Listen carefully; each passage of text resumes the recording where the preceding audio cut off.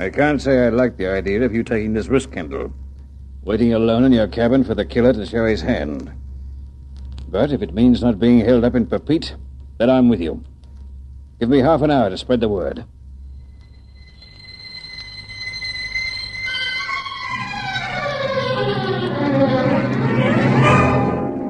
Passage of the Tangmar.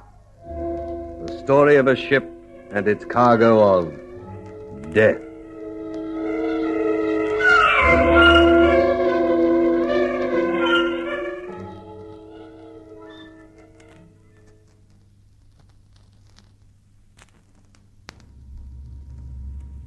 Keep it to yourself, Major. But Kendall's going to make an arrest. He knows who killed Ben Miller. That's all I could get out of him. But he's in his cabin making out his report for Colonel Hacking of Interpol. Yes, Interpol, Major. Dirk Kendall was planted aboard this ship to find a murderer. And it looks as though he's done just that.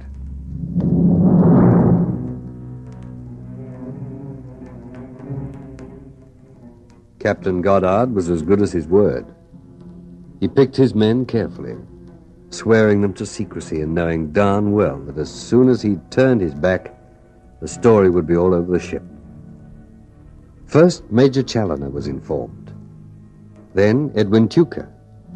And as night fell on our 10th day at sea, bound for Papeete, the Tangmar was a hotbed of speculation and theory. I sat in my cabin watching the minutes tick by and waiting for my bluff to come off. Waiting for the killer, who'd outwitted all of us, to make a desperate last-minute attempt to keep his identity a secret. I found myself watching the cabin door and trying to work out whether it would be a passenger or a member of the crew who'd take the bait. The Tangmar cruised on through the shadowing sea, and night drew a curtain across the porthole of my cabin. As I waited, and went on waiting. I always knew, Major Challoner, that there was more to Mr. Kendall than met the eye. I can only say how glad I am that my conscience is clear. You must have a very convenient conscience, Tuker. What exactly do you mean by that? Well, if you can't work it out for yourself, my telling you won't help. Major Challoner, if you happen to be referring to that unfortunate incident in my past... Unfortunate incident? You've no idea how funny that phrase would be under other circumstances, Tuker. Unfortunate incident, you call it? Giving poison to one's wife does seem to me to need a slightly stronger description, don't you think? If you only knew the facts of the case. I know the only one that matters. Now, if you don't mind, Tuker, I'd like to continue reading this book. How can you sit reading in a lounge at a time like this? Do you realize that someone is going to be arrested, Major? Perhaps even you. I can assure you that I am not. Now, And please... it certainly won't be me. So who will it be? Doesn't it give you an odd feeling, Major, to know that at this very moment the murderer knows that the game is up? If you wish to talk about it, please do so elsewhere. Along with the rest of them, you laughed at my scheme to apprehend the murderer, and I have no further interest in the matter. Now take your theories and your idiotic conversation out of my sight. Major, really? No. Better still, you have the lounge. Perhaps I can find some privacy in my cabin. I should almost look forward to being arrested, Tuker. It would at least save me the trouble of making polite conversation with fools. Well, really, You, Tuker? From the look on the Major's face as he slammed out of here, I thought maybe he'd been having another set to with his daughter. What did you say to annoy the old buzzard, huh? I was only trying to be polite. I was trying to talk with him about the arrest Mr. Kendall is going to make. Oh, that. Oh, so you aren't interested either. Oh, yeah, sure I am, but speculating doesn't help. Seems Dirk is the only one who can settle it. But it is rather... well, I mean, after all, it rather makes you wonder, doesn't it? Tuker, along with Dirk and everyone else aboard, I've been wondering ever since it happened. Now I'm looking forward to having it settled. You know, with all this talk of murder, I never seem to lose my appetite. Coming, Tuker? No, I'm not really very hungry now. I think perhaps I'll miss dinner tonight. All right, just as you like. I find the sound of that dinner gong acts on me like an aperitif.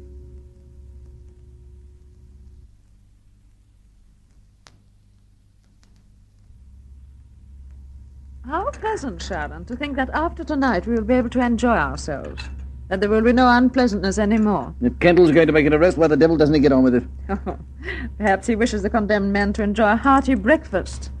Or in this case, dinner, Major? I wonder where it'll be. In here, do you think? Where doesn't matter. Who is rather more important. I thought you said when you first came into dinner that you would not stay if anyone talked of this, Major. I meant it, too. I'm beginning to find that on this ship one's wishes are always defied. Even by one's own family. Aren't they, Sharon? If you keep on using pepper at that rate, Father, you'll ruin your dinner. Did you hear what I said? I'm not deaf. I think until after dinner you could for once try to be pleasant, Major Challoner. Of course.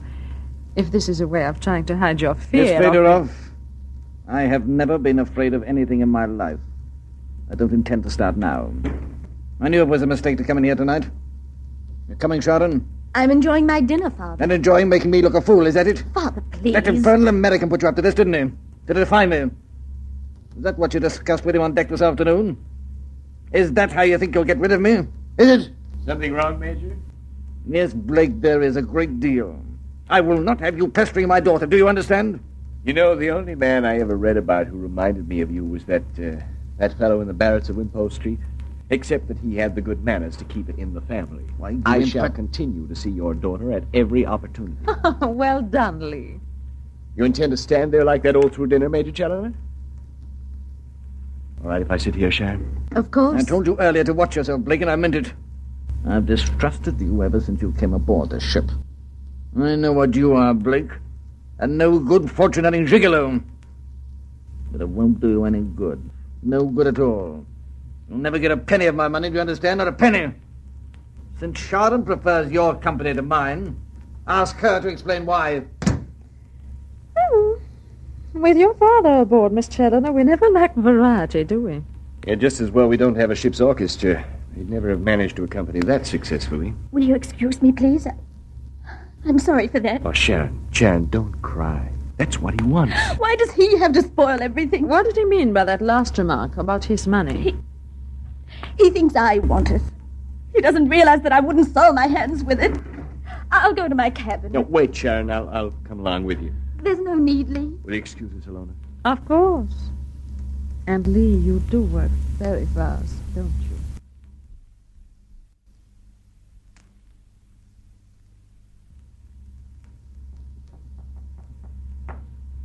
Who is it? Skipper, may I come in? Oh, yes. Oh, how are you enjoying being solitary? I'm not.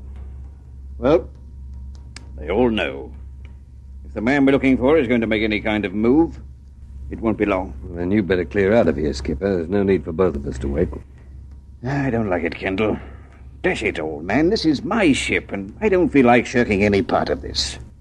Between us, we can handle anything that comes up. No, Skipper. The whole point of this scheme is to let the person we want think that I'm in here alone. But It's my guess that this cabin is being watched pretty closely. If the killer knows there are two of us, he won't risk it. Yeah, all right, Dirk. Did you learn anything at all as you spread the news? Not much. Not anything, really. Oh, Jones, that fellow who was my steward. He said something about, what's so important about telling us he's a copper? I knew that all the time. Open the door and then turn back and say you're turning in, Skipper. Nice and loud. Well, if you're sure. I'm taking the dog watch, Kendall, so I'll grab a couple of hours' sleep. Mention the arrest. Oh, when you make the arrest, bring him to my cabin, Kendall. I'll see you later. 9:30.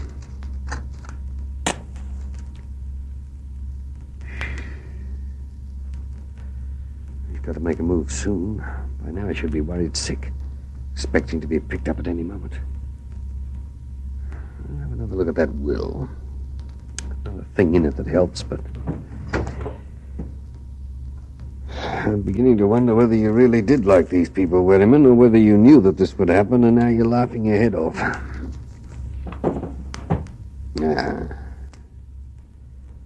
I, Victor Wellerman, being of sound mind and body, do hereby direct my solicitors, Brancher and Smith, that upon my death, the following 6 persons, Miss Alona Fedorov, Major Basil Challoner, Mr. Peter Slavin, Mr. Ben Miller, Mr. Edwin Tucker, and Dr. Martin Lawler, are to each receive a 6th share of my fortune. It shall be the duty of my solicitors to find these people and to inform them of providing they take ship from the port of Sydney in Australia en route here to Jamaica. Then and only then will they benefit. I wish that they will find in each other's company the same pleasure that their various personalities have given me. Also, and most importantly, Who is it? Challoner. Challoner. All right, come in. When are you going to make this arrest, Kendall? Any minute now, Major. Why? It's Lee Blake, isn't it? What? I'd like to be with you when you take him. You would? I've been thinking back, Kendall. I'm sure it was Blake. I saw attacking you on deck with a knife.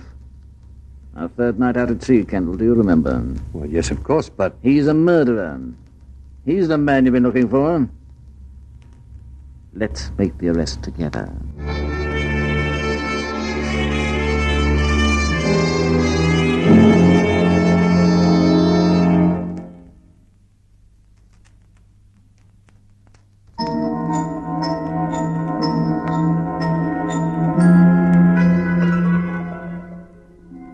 As I stood talking to the bitter old Major, the engines throbbed through the night, bringing us all closer to another rendezvous with death in this passage of the Tangmar.